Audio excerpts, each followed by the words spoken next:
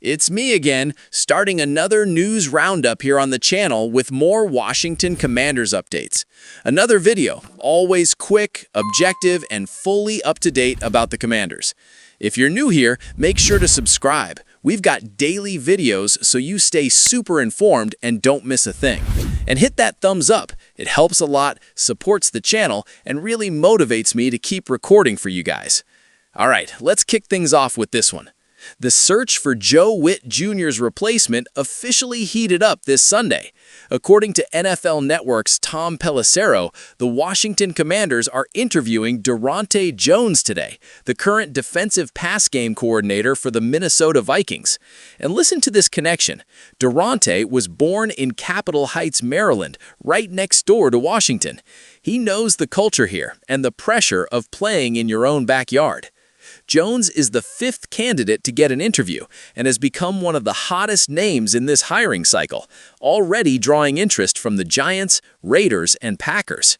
Durante Jones, 47 years old, spent the last few seasons as Brian Flores' right-hand man in Minnesota. As we've already talked about, Flores decided to stay with the Vikings after signing a contract extension, but Washington hasn't given up on bringing that aggressive mindset to Landover. If they couldn't land the boss, Adam Peters is now trying to bring in the strategist. Jones was a key piece in turning the Vikings' defensive secondary into one of the most feared units in the NFL in 2025, leading the league in interceptions and turnovers. He's the second member of the Minnesota staff to talk with the Commanders, which shows Dan Quinn is clearly targeting the successful blueprint from the North. Unlike what happened on offense, where the team promoted David Blau internally to replace Cliff Kingsbury, the plan on defense is to bring in fresh blood. So far, the Commanders have only interviewed external candidates for the defensive coordinator job. Durante Jones brings a strong resume. He's a former defensive coordinator at LSU in college and has coached defensive backs for the Bengals and the Dolphins. He's known as a true teacher coach, focused on training players to read the opposing quarterback. With our secondary needing a major overhaul for 2026, he could be the missing piece that allows Dan Quinn to focus 100% on developing Jayden Daniels. The candidate list keeps growing, and Dan Quinn is making it clear he's not rushing to pick the new sheriff of the defense. So let me ask you, do you prefer a local-rooted name like Durante Jones, who knows the house and the culture? Or do you think Washington should go after a veteran with more years of experience as a lead coordinator in the NFL? I want to read your opinion in the comments.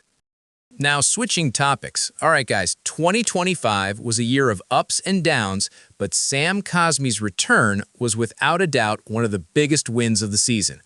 According to PFF's Zach Tantillo, Cosmi didn't just come back from a devastating ACL injury, he was the team's secret superstar. He finished the year as Washington's third-best offensive player with an overall grade of 76.4. And here's what's crazy.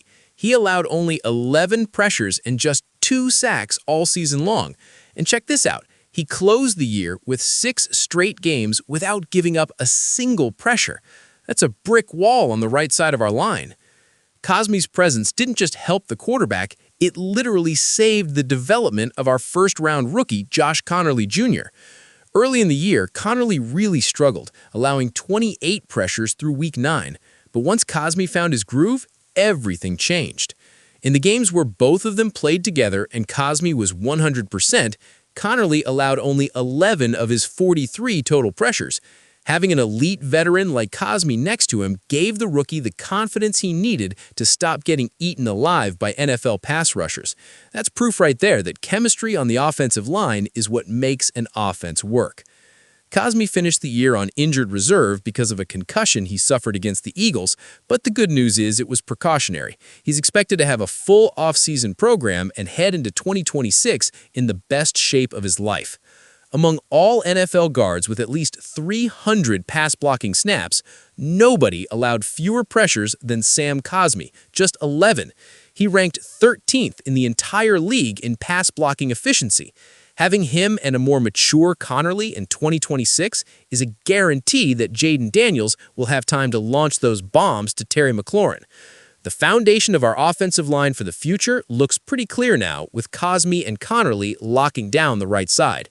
So, let me ask you, do you think that with a 100% healthy Sam Cosmi, our offensive line is already top 10 in the league?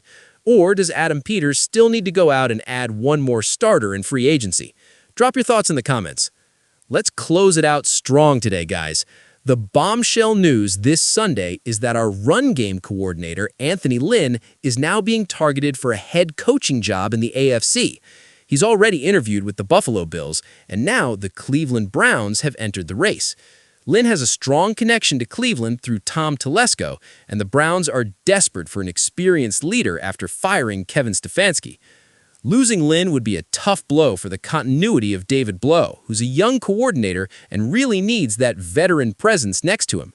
But hold on, because if he leaves to become a head coach, Washington actually gets a massive consolation prize. A lot of people forget this, but there's an NFL rule that rewards teams for developing minority coaches. If Anthony Lynn gets hired as a head coach by another team, the Washington Commanders would automatically receive 2 third-round draft picks, one in 2026 and another in 2027. That is music to Adam Peters' ears. Right now, the Commanders have very limited draft capital in 2026, just 6 total picks and none in the second or fourth round. Getting an extra third-rounder would be huge to go after that pass rusher or offensive line help we desperately need. It would be the definition of a blessing in disguise. If Lynn leaves, Washington's offense becomes extremely young under David Blow. Dan Quinn's challenge would be finding a new run-game guru to keep the balance this team is looking for. On the other hand, with those extra picks in hand, Adam Peters would have way more ammo to move up in the draft or pull off aggressive trades like the Max Crosby move we talked about. The front office is in a spot where if Lynn stays, we've got an elite mentor. If he leaves, we've got the capital to take the next step in the rebuild. That's the kind of problem every team would love to have. The coaching market is on fire, and Anthony Lynn is the hottest name right now. So I want to hear from you. Would you rather keep Anthony Lynn to help develop young guys like David Blow and Jaden Daniels on the field? Or would you rather see him get hired elsewhere and cash in those 2 third-round picks to reload the draft? Let me know down in the comments.